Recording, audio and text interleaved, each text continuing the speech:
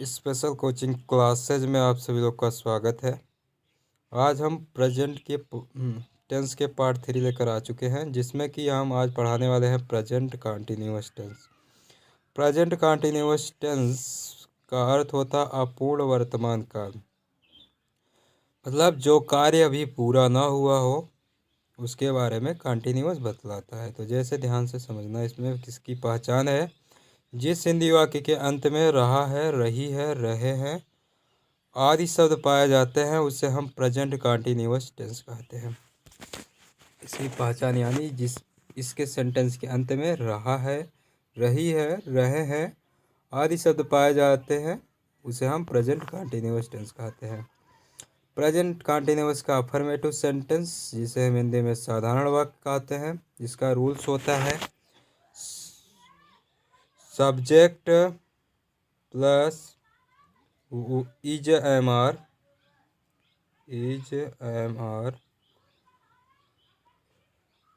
Plus verb में ING plus object. तो यहाँ तक हो गया है। उसके बाद आगे चलते हैं। अब इज एम आर कहाँ कहाँ लगता है, सबसे पहले ये बात होती है। तो इज एम आर को हम ध्यान से समझते हैं कहाँ कहाँ लगता है। तो एक कॉलम बनेगा इज का, एक कॉलम बनेगा एम का, एक कॉलम बनेगा आर का।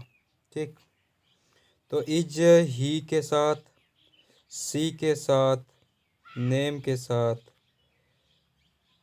और ईटीसी के साथ, इट के साथ लगता है, तथा आई के साथ सिर्फ लगता है। ठीक, किसके साथ लगता है? सिर्फ आई के साथ लगता है, यानी इज एक वचन कर्ता के साथ लगता है और आर जो है बहुवचन कर्ता के साथ लगता है। आर जो है बहुवचन कर्ता के साथ लगता है। उसमें क्या आता है? यू, उसके बाद यू के बाद आएगा दे, वी, ईटीसी। ठीक, तो इसके साथ आता है। तो चले हम आगे चलते हैं। यहाँ तक आपको समझ में आ चुका होगा। आगे चलते हैं नेगेटिव सेंटेंस। जैसे इसका एक उदाहरण समझ लेते हैं। राम जा रहा होगा, जा रहा है, राम जा रहा है। इसका होगा he is going to, going सिर्फ रहेगा, क्या रहेगा? सिर्फ गोइंग तक रहेगा। ठीक, आगे चलते हैं हम लोग नेगेटिव सेंटेंस में। नेगेटिव सेंटेंस नकारात्मक वाक्य जिसमें नकारा ही जाता है उसे हम नकारात्मक वाक्य कहते हैं। जैसे subject plus is am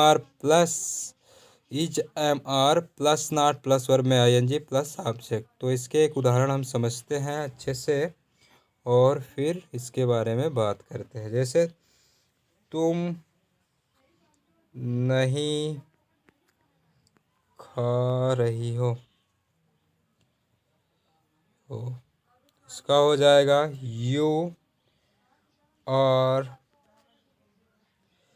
eating सिर्फ क्या हो जाएगा? Eating. You are not eating, sorry not बीच में रहेगा, you are not eating food. चलो यहाँ तक समझ में आ गया होगा। आगे चलते हैं हम लोग प्रश्न इंट्रोगेटिव सेंटेंस में। इंट्रोगेटिव सेंटेंस जिसमें हम सिर्फ प्रश्न पूछते हैं। इसमें यह इंट्रोगेटिव फर्स्ट इंट्रोगेटिव का पहचान है। जो शब्द क्या से शुरू हो उसे हम फर्स्ट इंट्रोगेटिव कहते हैं। इसका रूल्स है is am are plus verb plus is am are plus subject plus verb plus ING plus object plus question mark. तो इसके हम एक उदाहरण समझते हैं। क्या राम कूद रहा है? इसका ट्रांसलेशन हो जाएगा is Ram jumping, is Ram jumping. ठीक, तो यहाँ तक हो गया। आगे हम समझते हैं इसके बारे में। इंट्रोगेटिव सेकंड में हम आगे समझते हैं और कुछ इंट्रोगेटिव सेकंड में हम समझते हैं क्यों question word plus is am are plus subject plus verb plus ING plus object होता है। इसमें हम इसका उदाहरण एक समझते हैं अच्छे से कि इसका होगा हम क्यों जा रहे हैं। इसका ट्रांसलेशन हो जाएगा वी। अब पहले सबसे पहले क्वेश्चन वर्ड लगेगा तो वाई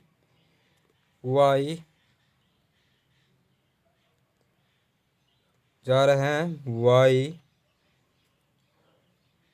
और वी गोइंग। ठीक, वाई आर वी गोइंग। ठीक, यहाँ तक समझ में आ गया है। आगे हम चलते हैं, इसके कुछ उदाहरण से और रूल्स समझते हैं और यहाँ तक हम आगे पढ़ते हैं। और आगे चलकर किसके टेंस में जो होता है अफर्मेटिव में, सबसे पहले एक 60 रूल से एक बार रिवीजन करते हैं, फिर आगे चलते हैं। अफर्मेटिव सेंटेंस सब्जेक्ट में is am are plus verb का first form plus ING plus object रहता है। जैसे एग्जाम्पल, वह पढ़ती है, वह पढ़ रही है, तो इसका एग्जाम्पल वह पढ़ रहा है, सॉरी वह पढ़ रहा है, ही इज रीडिंग। अगर नेगेटिव में आ जाएंगे तो हम subject plus is am are plus not plus verb में आईएनजी प्लस ऑब्जेक्ट, इसका हो जाएगा ही इज नॉट रीडिंग, वह नहीं पढ़ रहा है। इंट्रोगेटिव सेकंड में आई एम आर, पहले is am are plus subject plus verb का first form plus object plus ING, तो इसका हो जाएगा इज ही रीडिंग, क्या वह पढ़ रहा है। इंट्रोगेटिव सेकंड में question word plus is am are plus subject plus verb में ING plus object plus question mark, इसमें हो जाएगा वाई इज ही रीडिंग, क्यों वह पढ़ रहा है। तो यहाँ तक आपको समझ में आ गया होगा और ये उदाहरण हो गया। आज के लिए यहीं तक। अगर आपको वीडियो अच्छी लगी हो तो शेयर लाइक सब्सक्राइब कर देना, जिससे हमें मोटिवेशनल मिलता रहे।